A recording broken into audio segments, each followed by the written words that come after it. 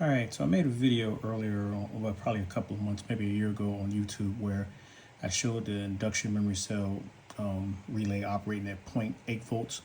Well, I'm able to get it to operate at 0.7 volts. And at 0.7 volts, it consumes about 0.043 amps.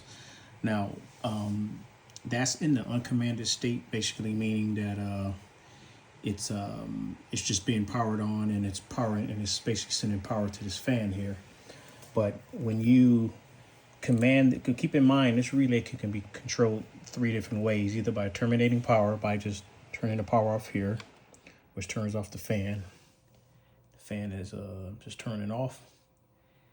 Or when you power it on, you can control it via laser light or even infrared light, which the video that I have online shows that. But I think it's important to show the amount of power consumption at 0.7 volts. And when this relay is in the commanded state, I have a laser here that I'm going to connect to this fiber optic cable here. And when I connect it, you're going to see how quickly the power consumption drops.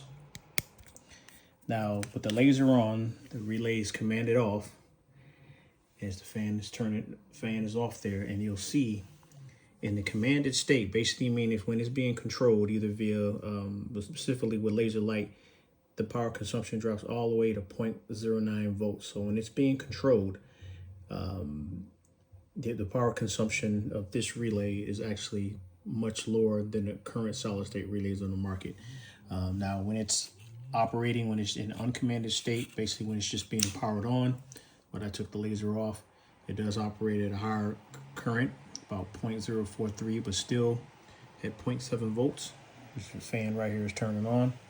And once again, I'm going to connect this laser back to this fiber optic cable here, and look how much power, the power consumption drops dramatically to 0.7 volts. I mean, actually, 0.7 volts down to 0.009 amps, which is dramatically lower power consumption than the current solid state relays on the market. So, and keep in mind, this relay has multiple functions.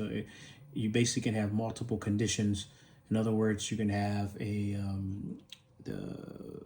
relay being powered on to control whatever device you wanted to control.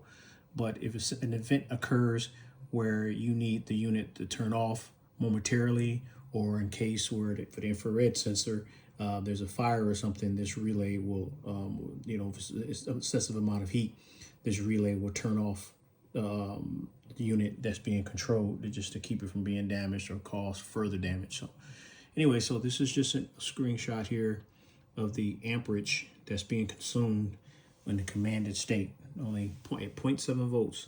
The current relays on the market right now, I think the lowest power they can operate is they're rated at about 3 volts. So, and this one is rated at a minimum of 0.7 volts. So anyway, that's that.